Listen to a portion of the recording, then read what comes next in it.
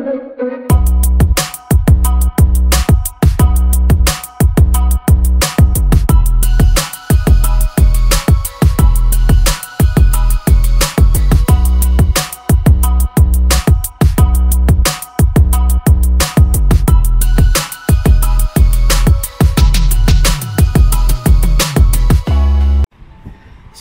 ayun po, magandang hapon po sa inyong lahat mga ma'am sir. So, welcome again po sa J-Lat Vlog. So, for this episode po natin, nakapapansin nyo po siguro, nandito po tayo ngayon sa ano po, dito po sa bayan po ng ano boss? Baler.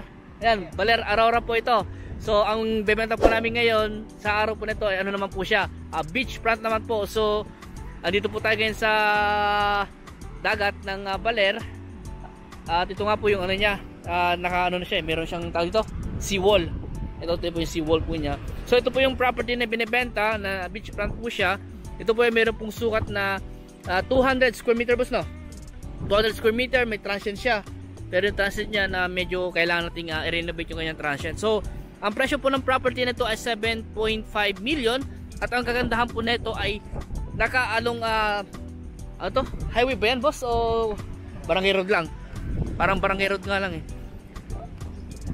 Yun po nga po ay nakaalong barangay road po siya. Oo, highway. Di po na alam kung ano po yung kalsada po dyan. Highway po ba yan o?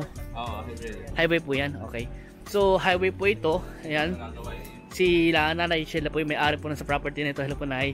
So ito po, pumunta po ako sa harap po ng property na ibinebenta na beachfront. So ito po ay highway. Ang estimate kong frontage po niya siguro nasa mga 10 meters po siguro yung kanyang entrada. Ayan, simula dito sa bahod na to. Dun sa pader na yan, as to pader po na ito. Ayan po. So parang 10 meters po yung kanyang entrada. At mga ilang kilometro lang po ang layo po niya sa palengke, sa town proper po ng Baler, Aurora. So ito nga po yung beachfront na binibenta na may kasamang transient. Ito po nga po yung transient po niya. At may power line na, source of water, nawasa. Ayan, at ito nga po ay pawid nga lang po yung kanyang transient. Kung gusto nyo pa i-develop, pwede naman po yun. Mas maganda po para pwede gawing building na lang. So meron po CR dito, may dalawang CR dito sa baba. At meron po dito yung lababo dito sa may labas. So dito yung mga circuit breaker po ng kuryente niya. May aircon na po. At ito nga po ay yung isang kwarto. Ayan po, ito po yung kwarto niya. Ito po yung kwarto po niya. So okay lang po kayo na pasukin video. Yan si ate, inaayos yung kwarto. May ano pa dito ate? May guest po kayo, no? Kakalis lang. Kakalis lang guest niyo po. So may electric fan dito, may aircon. At ilan kayong luwang kaya na ito yung kwarto niya. Siguro na sa mga ano ito, mga 4x5 siguro, mga ganun. Ayan, so sa taas din natin na meron din sa taas. Okay, sa taas try ko tingnan sa taas po kung sakasakali. Yan ba, samahan nyo ako sa taas. Ayan, so 200 square meter po itong beachfront po na ito, na titled property po ito. Ayon po dun sa may-ari po. Kaso nga lang po ito po ay extrajudicial po siya. So bali tatlo po yung kanyang kwarto. Ito po yung dalawang kwarto sa taas.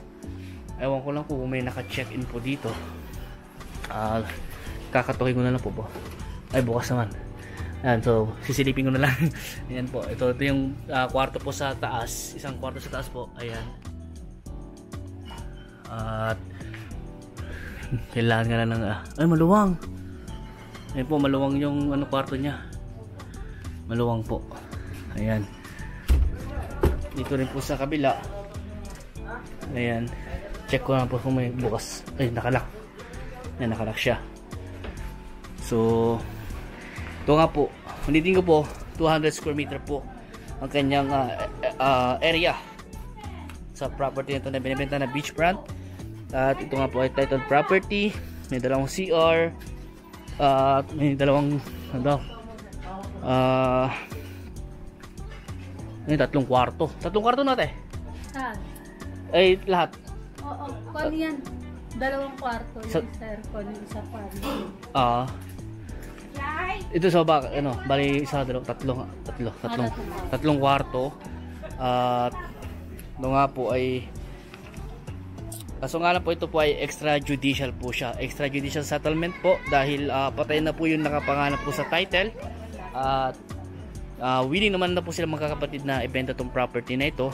At yun nga po, may nagtuturo po ng ang tawag dyan boss kanina, surfing lesson yan. So yan, malakas po kasi yung alon po sa dagat, kaya maganda po mag surf po dito sa bayan po ng Baler. Yan. So at yun nga po, maganda po dito, pwede nyo gawing parking lot yung harap po niya. At yun, along the highway na daw po ito, sabi po nila highway na po siya.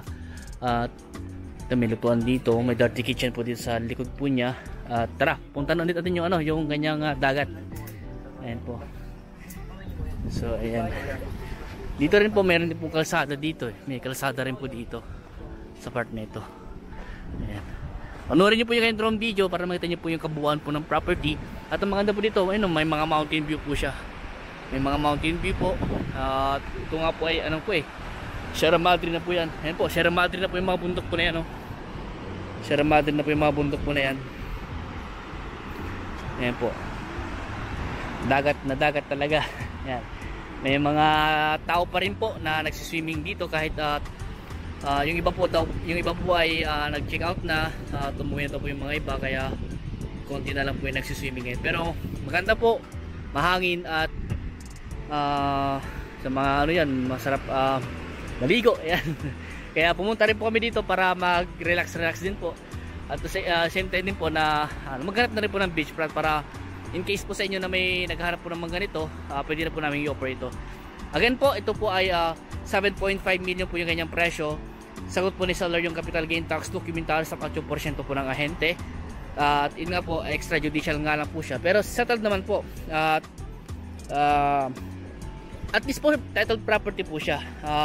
Humingi po kami ng kopya ng titulo, kaso nga nito po hawak daw po nung isang kapatid po yata nila yung titulo. So hindi po kami nakahingi. Upon viewing na lang po kung sakasakali yung kanyang titulo. Ayan. So kung try pa po namin, kung may makita po kaming mga ibang beachfront po dito. Yung iba nga po pinakita po sa amin, nasa mga 500 square meter, ang presyo po nasa 12M ganon. Yung isa naman may transient, yung kalong binigyan ng presyo kanina po sa amin doon. Ito nga po, sa mga naghahanap po ng ganito na beachfront, baka ito na po hinahanap nyo. Sa 7.5 po na presyo po, negotiable pa naman po yun ayon po sa mismong may-ari po sa mga may-ari po sa property nito. So kausap po namin yung isang kapatid po, o isang heirs po sa property nito. Ayan. So kung may ibang katanungan po kayo regarding po sa property nito, tawag lang po kayo sa akin.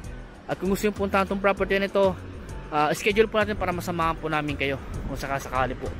Ayan, so hanggang dito po muna, at maraming salamat po sa inyo lahat, at God bless po.